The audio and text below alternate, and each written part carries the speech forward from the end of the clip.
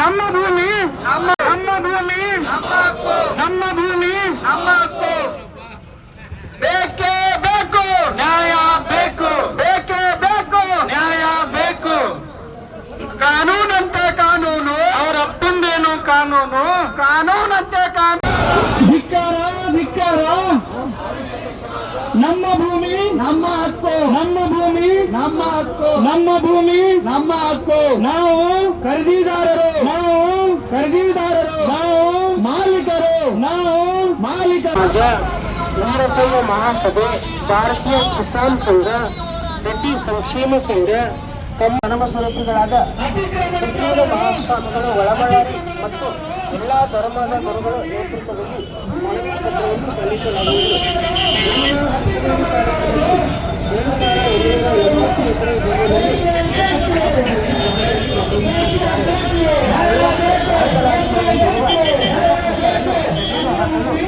ನಮ್ಮ ಹೋರಾಟ ಆದ ಕಾರಣ ತೊಲಗಿಸಿ ತೊಲಗಿಸಿ ನಮ್ಮ ಭೂಮಿ ನಮ್ಮ ಹಕ್ಕು, ನಮ್ಮ ಭೂಮಿ ನಮ್ಮ ಹಕ್ಕು. ನಾವು ಖರೀದಿದಾರರು, ನಾವು ರೈತರಿಗಾಗಿರುವಂತಹ ಅನ್ಯಾಯದ ಕುರಿತು ರಾಜ್ಯ ಸರ್ಕಾರದ ವಿರುದ್ಧ ಹಾಗೂ ಇವತ್ತು ಒಕ್ಕೂರ ವಿರುದ್ಧ ಈ ಪ್ರತಿಭಟನೆಯ ಕುರಿತು ಇವತ್ತಿನ ಸಂತ್ರಸ್ತರ ಹೋರಾಟ ಸಮಿತಿಯಿಂದ ಇವತ್ತು ಹಾಕೊಂಡಿರೋ ಹೋರಾಟ ಏನಿದೆ, ನಮ್ಗೆ ಯಾರ ವಿರುದ್ಧವಲ್ಲ, ಸರ್ಕಾರದ ವಿರುದ್ಧ ಅಲ್ಲ, ನಮ್ಮ ಅಸ್ತಿತ್ವದ ವಿರುದ್ಧ, ನಮ್ಮ ಮುಂದಿನ ಪೀಳಿಗೆ ಸಲುವಾಗಿ ನಮ್ಮ ಹೋರಾಟ. ಯಾಕಂದ್ರೆ ಇವತ್ತು ನೀವು ಬರ್ಕೊಂಡಿರೋ ಆಸ್ತಿಗಳೇನಿದೆ, ನಾವ್ ಯಾರು ಕಳ್ಳತನ ಮಾಡಿ ತಗೊಂಡಂತ ಆಸ್ತಿಗಳಲ್ಲ. ನಾವ್ ಯಾರು ಅತಿಕ್ರಮಣ ಮಾಡಿಲ್ಲ, ನಾವು ಖರೀದಿ ಮಾಡಿದ್ವಿ. ನಮ್ಮ ಅಪ್ಪನ ಆಸ್ತಿ, ನಮ್ಮ ತಾತನ ಆಸ್ತಿಯಿಂದ ಬಂದಂತ ಆಸ್ತಿ ನಮ್ದು. ಅಂತ ಆಸ್ತಿನ ನೀವು ನಮ್ಗೆ ಏನು ಒಂದು ಬೋಲಾರ್ದೆ, ಏನು ಮಾಡಲಾರ್ದೆ ನಿಮ್ಮ ಹೆಸರು ಮಾಡ್ಕೊಂಡ್ಬಿಟ್ರೆ ನಮ್ಗೆ ಉಳುವರು ಏನ್ ಮಾಡ್ಬೇಕು? ಅದಕ್ಕೋಸ್ಕರ ಈ ಸರ್ಕಾರದಲ್ಲಿ ನಾವು ಕೇಳ್ಕೊಳ್ಳೋದಿಷ್ಟೇ, ಇಂಥ ಒಂದು ಕಾನೂನು ತಿದ್ದುಪಡಿ ಬೇಗ ಮಾಡಿ ಅಂತೇಳಿ. ಇಲ್ಲ ಹೋದ್ರೆ ಮುಂದಿನ ಕಾಲದಲ್ಲಿ ಬಹಳ ತಂಗಿಗಳಾಗ್ತಾವೆ ಅಂತ ಹೇಳ್ತೀನಿ. ಇವತ್ತು ಹೋರಾಟ ಮಾಡ್ತಾರೆ ಎಲ್ಲ ಸೀರೆಗಳೆಲ್ಲರೂ ಸಂತ್ರಸ್ತರು. ಯಾವುದೇ ಒಂದು ಪಾರ್ಟಿಯವರಲ್ಲ, ಯಾವುದೇ ಒಂದು ಧರ್ಮದವರಲ್ಲ, ಯಾವುದೇ ಒಂದು ಜಾತಿಯವರಲ್ಲ. ಇಲ್ಲಿ ಹೋಗಿರೋದು ಎಲ್ಲ ಜಾತಿಯವ್ರು ಹೋಗಿದೆ, ಎಲ್ಲ ಧರ್ಮದವ್ರು ಹೋಗಿದೆ. ಮುಸ್ಲಿಮ್ಸ್ ಅಂತ ಕಾನೂನು ಇದ್ರು ಕೂಡ ಮುಸ್ಲಿಮ್ಸ್ ಯಾರಾದ್ರೂ ಅತಿಕ್ರಮಣ ಮಾಡಿಲ್ಲ, ಅವರು ಖರೀದಿ ಮಾಡಿದಾರೆ, ಪ್ಲಾಟ್ಗಳು ಖರೀದಿ ಮಾಡ್ಯಾರ. ಅಲ್ಲ, ಆ ಒಂದು ಕಾನೂನು ನೀವು ಮಾಡ್ತೀವಂದ್ರೆ ಅಸೆಂಬ್ಲಿಯಲ್ಲಿ ಕುಂತು, ಲೋಕಸಭೆಯಲ್ಲಿ ಕುಂತು ನೀವು ಕಾನೂನು ಮಾಡೋ ಕಾನೂನುಗಳು ಎಲ್ಲಾ ನಾಗರಿಕರಿಗೆ ಅನುಕೂಲ ಆಗಂತ ಇರಬೇಕು, ಅವರಿಗೆ ನೆಮ್ಮದಿ ಕೊಡುವಂತ ಕಾನೂನು ಇರಬೇಕು ಹೊರತು ಅವ್ರ ನೆಮ್ಮದಿ ಕೆಡಿಸೋ ಕಾನೂನು ನಿಮ್ದು ಇರಬಾರ್ದು. ಅದು ಒಂದು ನಮ್ಮ ಬೇಡಿಕೆ. ಅದಕ್ಕೆ ಆದಷ್ಟು ತೀವ್ರವಾಗಿ ನೀವು ಇರ್ತಕ್ಕಂಥ ನಾಯಕರಲ್ಲಿ ಕೂಡ ಕೇಳ್ಕೊಳ್ತಾ ಇದ್ದೀವಿ, ಆಡಳಿತ ಪಕ್ಷದ ನಾಯಕರಲ್ಲಿ ಕೇಳ್ತಾ ಇದೀವಿ, ವಿರೋಧ ಪಕ್ಷದ ನಾಯಕರಲ್ಲಿ ಕೊಡ್ತಾ ಇದ್ದೀವಿ. ಅಸೆಂಬ್ಲಿಯಲ್ಲಿ ಕೊಟ್ಟು ನೀರು ಮಾಡಿದ್ದು ನಾನು ಮಾಡಿದ್ದು ನಾವು ಹೇಳ್ಕೊಂಡ್ರೆ ನಮ್ಮ ಸಮಸ್ಯೆ ಬಗೆಯಿರಲ್ಲ. ಅದಕ್ಕೆ ಆದಷ್ಟು ನಾವು ಕೇಳ್ಕೊಳ್ತಾ ಇದೀವಿ, ಆದಷ್ಟು ಬೇಗ ಕಾನೂನಿಗೆ ತಿದ್ದುಪಡಿ ಬಂದು ಎಲ್ರಿಗೂ ನ್ಯಾಯ ಒದಗಿಸ್ಕೊಡಿ ಅಂತ ಕೇಳ್ಕೊಳ್ತಾ ಇದೀವಿ.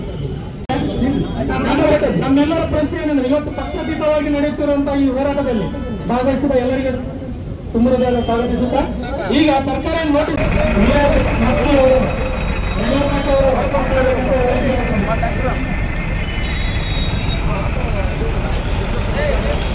ಅಕ್ರಮ ಆಗಿ ನಾವೊಂದು ದೌರ್ಜನ್ಯಕ್ಕೂ ನಾವು ಅದನ್ನ ತೆಗೆದುಕೊಂಡಿಲ್ಲ.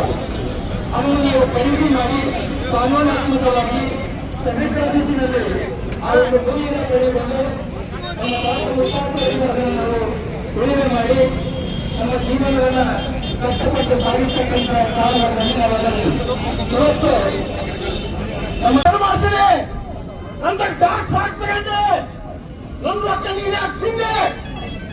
ನಮ್ಮ ಆಸ್ತಿ ಅಲ್ಲಂದ್ರೆ ನನ್ನ ಫೋಟೋ, ನಾವು ಹೇಳ್ತೀವಿ ಫೋಟೋ, ಮಕ್ಕಳ ಫೋಟೋ ಯಾಕೆ ಹಚ್ಚಿದೆ?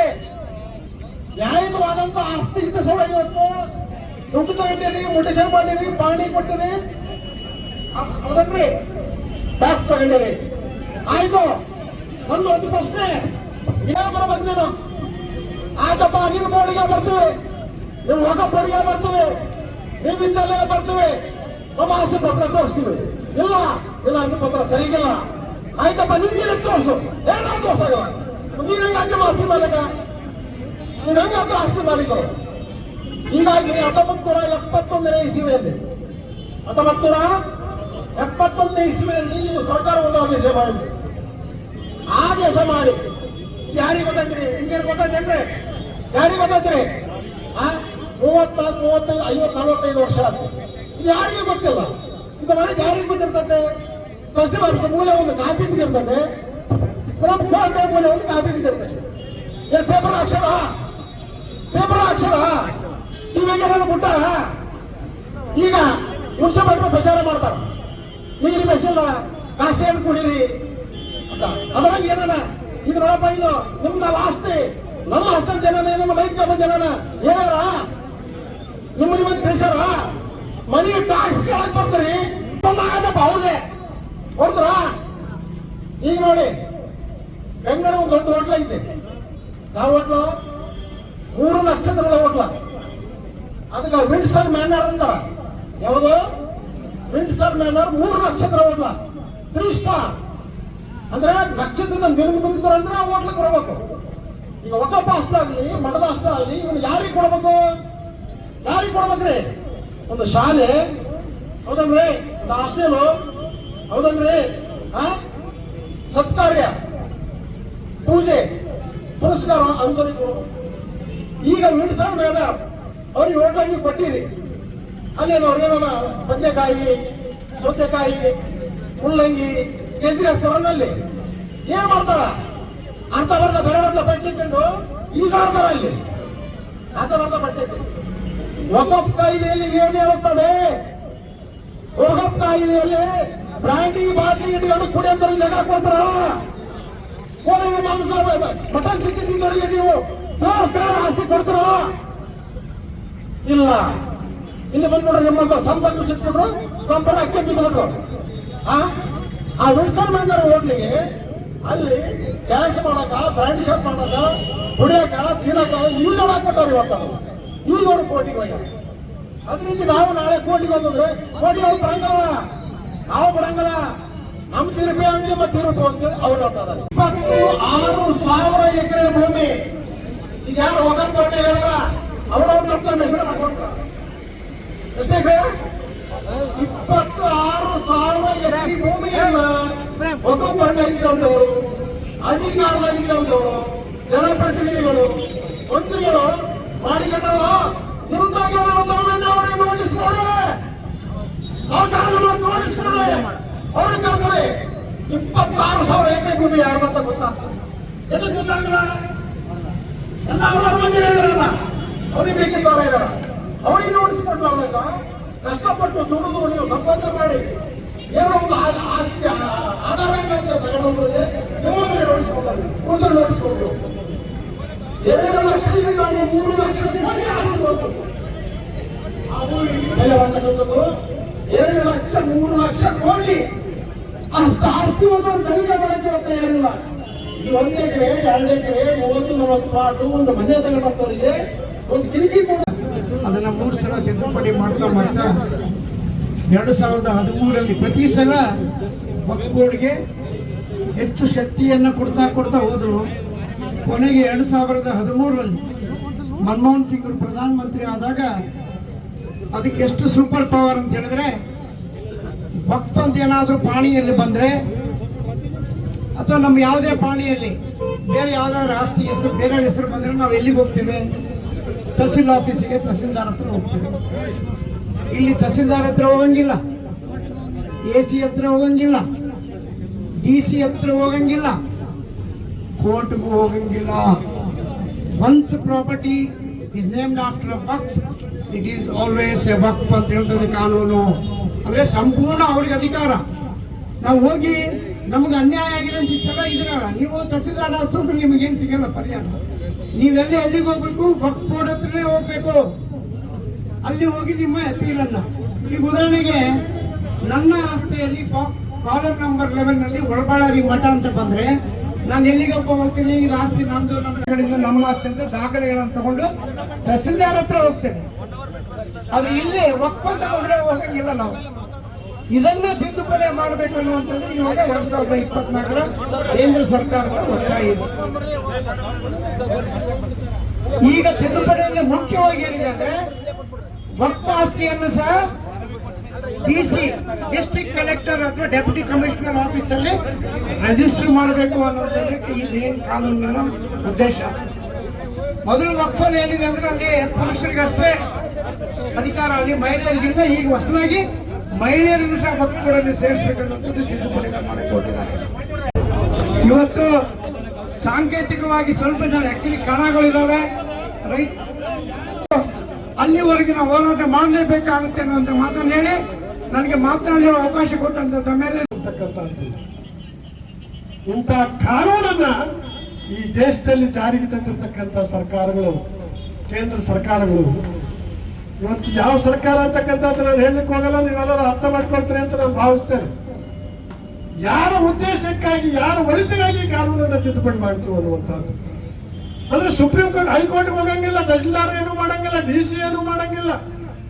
ಇವತ್ತು ಸಿದ್ದರಾಮಯ್ಯ ಹೇಳ್ತಾರೆ ನಾನು ಚೇಂಜ್ ಮಾಡ್ತೀನಿ, ನಾನು ಬದಲಾವಣೆ ಮಾಡ್ತೀನಿ. ಬದಲಾವಣೆ ಮಾಡಕ್ ಸಿದ್ದರಾಮಯ್ಯಗೆ ಅಧಿಕಾರ ಇಲ್ಲ, ಸರ್ಕಾರಕ್ಕೆ ಈ ಕಾನೂನಿಗೆ ಅಧಿಕಾರ ಇಲ್ಲ ಅಂದಾಗ ಇದು ವಕ್ಫ್ ಬೋರ್ಡ್ ಕಾನೂನು, ವಕ್ಫ್ ಬೋರ್ಡ್ ಅವರು ಮಾತ್ರ ಇದನ್ನು ಬದಲಾವಣೆ ಮಾಡೋದು. ಹಕ್ಕೊತ್ತಾಯ ಕುರಿತು ಇವತ್ತು ಹೋರಾಟ ಮಾಡಿರ್ತಕ್ಕಂಥ ಹೋರಾಟ ಸಮಿತಿ ಎಲ್ಲ ಅಧ್ಯಕ್ಷರೇ, ಸದಸ್ಯರೇ, ಈ ಒಂದು ಹೋರಾಟದಲ್ಲಿ ಭಾಗವಹಿಸಿರುವಂತಹ ಎಲ್ಲ ರೈತ ಬಾಂಧವರೇ, ನಮ್ಮ ನ್ಯಾಯವಾದಿ ಮಿತ್ರರೇ, ಮಾಧ್ಯಮದ ಗೆಳೆಯರು, ಈ ಒಂದು ವಕ್ಫ್ ಕಾಯ್ದೆ ಭಾರತದ ಸ್ವಾತಂತ್ರ್ಯಕ್ಕಿಂತ ಮೊದಲಾಗಿರ್ತಕ್ಕಂಥ ಕಾಯ್ದೆ. ಇಂಗ್ಲಿಷ್ ಕಾಲದಲ್ಲೇ ಈ ವಕ್ಫ್ ಬೋರ್ಡ್ ನಿರ್ಮಾಣ ಆಗಿರ್ತಕ್ಕಂತಹದ್ದು. ಯಾಕೆ ಆಯ್ತು ಇದು ಅನ್ನುವಂತಹದ್ದು ಬಹಳ ಪ್ರಮುಖವಾಗಿರ್ತಕ್ಕಂಥ ವಿಚಾರ. ಸಹಜವಾಗಿ ಯಾವುದೇ ಧರ್ಮದ ವಿಚಾರಗಳು ಬಂದಾಗ ಆ ದೇವಸ್ಥಾನಗಳನ್ನ, ಆ ಧಾರ್ಮಿಕ ಸ್ಥಳಗಳನ್ನು ರಕ್ಷಣೆ ಮಾಡಬೇಕು ಅನ್ನುವಂಥ ದೃಷ್ಟಿಯಿಂದ ವಕ್ಫ್ ಬೋರ್ಡ್ ಅನ್ನು ಮಾಡಿರ್ತಕ್ಕಂತಹದ್ದು. ಆದ್ರೆ ಇವತ್ತು ವಕ್ಫ್ ಬೋರ್ಡ್ ಎಲ್ಲಿಗೆ ಬಂದಿದೆ, ಈ ದೇಶದಲ್ಲಿ, ಈ ರಾಜ್ಯದಲ್ಲಿ ಯಾವ ಪರಿಸ್ಥಿತಿಗೆ ಬಂದು ನಿಂತಿದೆ ಅಂದ್ರೆ, ಯಾವ ಮಠಗಳನ್ನ, ಯಾವ ದೇವಸ್ಥಾನಗಳನ್ನ, ರೈತರ ಭೂಮಿಗಳನ್ನು ಬಿಡಲಾರಂತ ಒಂದು ವಾತಾವರಣ ಇವತ್ತು ದೇಶದಲ್ಲಿ, ರಾಜ್ಯದಲ್ಲಿ ನಿರ್ಮಾಣ ಆಗಿರ್ತಕ್ಕಂಥದ್ದನ್ನು ನಾವು ಕಾಣ್ತೀವಿ. ಇದು ಒಂದು ಸಮಾಜದ ಧಾರ್ಮಿಕ ಸ್ಥಳಗಳ ನೋಡಿಕೊಳ್ಳಲಿಕ್ಕೆ, ರಕ್ಷಣೆ ಮಾಡಿಕೊಳ್ಳಲಿಕ್ಕೆ ನಿರ್ಮಾಣ ಆಗಿರ್ತಕ್ಕಂಥ ವಕ್ಫ್ ಬೋರ್ಡ್ ಅನ್ನುವಂಥದ್ದು. ಆದ್ರೆ ಇಲ್ಲಿ ಮುಸ್ಲಿಂ ಬಾಂಧವರು ಕೂಡ ಭಾಗವಹಿಸಿದ್ದಾರೆ. ಬಿಜಾಪುರದಲ್ಲಿ ಹೋರಾಟ ಮಾಡುವಂತ ಸಂದರ್ಭದಲ್ಲಿ ಮುಸ್ಲಿಮರು ಕೂಡ ಭಾಗವಹಿಸಿರ್ತಕ್ಕಂಥದ್ದು. ಇದು ಯಾವ ಸಮಾಜಕ್ಕೆ ಒಳಿತನ್ನ ಉಂಟು ಮಾಡಿದೆ ಅನ್ನುವಂಥದ್ದು ಬಹಳ ಪ್ರಮುಖವಾಗಿರ್ತಕ್ಕಂಥ ವಿಚಾರ. ವಕ್ಫ್ ಬೋರ್ಡ್ ಮುಸಲ್ಮಾನರಿಗೆ ಒಳ್ಳೆಯದಾಗಿದೆಯಾ, ಹಿಂದೂಗಳಿಗೆ ಒಳ್ಳೆಯದಾಗಿದೆಯಾ? ಇಲ್ಲ. ಎರಡೂ ಸಮುದಾಯಗಳಿಗೂ ಕೂಡ ಎಷ್ಟು ಕೆಟ್ಟದ್ದು ಮಾಡಬೇಕು ಅಷ್ಟೆಲ್ಲ ಕೆಟ್ಟದ್ದು ಮಾಡುವಂತ ಕೆಲಸ ಈ ವಕ್ಫ್ ಬೋರ್ಡ್ ಇಂದ ಆಗಿರ್ತಕ್ಕಂಥದ್ದು ನಮಗೆ ಕಂಡು ಬರ್ತಾ ಇದೆ. ನಮ್ಮ ವಕೀಲ ಮಿತ್ರರು ಹೇಳಿದ್ರು, ನಮ್ಮ ಕರ್ನಾಟಕ ರಾಜ್ಯದ್ದು 26,000 ಎಕರೆ ಭೂಮಿಯನ್ನ ದೊಡ್ಡ ದೊಡ್ಡ ಕುಳಗಳು, ರಾಜಕೀಯ ಕುಳಗಳು, ದೊಡ್ಡ ದೊಡ್ಡ ವ್ಯಕ್ತಿಗಳಿರಲಿಲ್ಲ, ಅವರೆಲ್ಲರೂ ನುಂಗಿ ಹಾಕಿದ್ದಾರೆ ಅಂತ ಕೇಳಿ ನಾವು ನೀವು ಹೇಳುವಂತಹದ್ದಲ್ಲ. ಇದು ವಕ್ಫ್ ಬೋರ್ಡಿನ ಅಧ್ಯಕ್ಷ ಆಗಿದ್ದಂತ, ಹಿಂದಿನ ಅಧ್ಯಕ್ಷ ಆಗಿರ್ತಕ್ಕಂಥ ಅನ್ವರ್ ಮನಪ್ಪಾಡಿ ಅವರು ಸರ್ವೆ ಮಾಡಿಸಿ ಒಂದು ದೂರನ್ನು ಸರ್ಕಾರದ ಮುಂದೆ ಸಲ್ಲಿಸಿರ್ತಕ್ಕಂಥದ್ದು. ಇದು ಯಾವಾಗ? 2011-12 ಇಸ್ವಿ. 2011-12 ಇಸ್ವಿಯಲ್ಲಿ ಇವರು ಸರ್ಕಾರಕ್ಕೆ ಸಲ್ಲಿಸಿರ್ತಕ್ಕಂಥ ವರದಿ ಮೇಲೆ ಇದುವರೆಗೂ ಕೂಡ ಯಾವುದೇ ಸರ್ಕಾರ, ಯಾವುದೇ ಪಕ್ಷದ ಸರ್ಕಾರಗಳಿರ್ಬೋದು, ಒಂದು ಕ್ರಮನ ತೆಗೆದುಕೊಳ್ಳಕ್ಕೆ ಸಾಧ್ಯ ಆಗಿಲ್ಲ. ಯಾಕೆ? ಎಲ್ಲರೂ ಅವರೇ ಇದ್ದಾರೆ. ಯಾರು ಕ್ರಮ ತಗೊಳ್ಳಿಲ್ಲ. ಏನಾಗಿದೆ ಅಂದ್ರೆ, ಕುರಿ ಹೋಗಿ ತೋಳದ ಮುಂದೆ ನ್ಯಾಯ ಕೇಳಿದಂಗೆ ಆಗಿದೆ. ಕುರಿ ಹೋಗಿ ತೋಳದ ಮುಂದೆ ನ್ಯಾಯ ಕೇಳಿದಂಗೆ. ಯಾರನ್ನ ಕೇಳಬೇಕು, ಯಾರ ಮೇಲೆ ಕೇಸ್ ಹಾಕ್ಬೇಕು, ಯಾರಿಗೆ ನೋಟಿಸ್ ಕೊಡಬೇಕು? ನೋಟಿಸ್ ತಗೊಳ್ಳೋರೆ ಅಧಿಕಾರದಲ್ಲಿದ್ದಾಗ ಇನ್ನು ಯಾರ ಮೇಲೆ ಮಾಡ್ಲಿಕ್ಕೆ ಸಾಧ್ಯ ಆಗುತ್ತೆ? ಇವತ್ತು ಕೂಡ ಅನ್ವರ್ ಮಾನಪ್ಪಾಡಿ ಹೋರಾಟವನ್ನು ಮಾಡ್ತಾ ಇದ್ದಾರೆ. ಹಾಗಾಗಿ ಇವತ್ತು ಭಾರತ ದೇಶದಲ್ಲಿ ವಕ್ಫ್ ಬೋರ್ಡ್ ಆಸ್ತಿ ಪ್ರಾರಂಭದಲ್ಲಿ ಎಷ್ಟಿತ್ತು? 4 ಲಕ್ಷ ಎಕರೆ ಇತ್ತು. ಇವತ್ತು ಎಷ್ಟಾಗಿದೆ ಅಂದ್ರೆ 9 ಲಕ್ಷ ಎಕರೆ ಆಗಿದೆ ಅಂತ ಭಾರತದಲ್ಲಿ. 9 ಲಕ್ಷ. ಇವತ್ತಿನ ಪರಿಸ್ಥಿತಿಗೆ 9 ಲಕ್ಷ ವಕ್ಫ್ ಬೋರ್ಡ್ ಆಸ್ತಿ ಭಾರತ ದೇಶದಲ್ಲಿ ಎಲ್ಲಿಂದ ಬಂತು? ಯಾರು ದಾನ ಕೊಟ್ಟರು?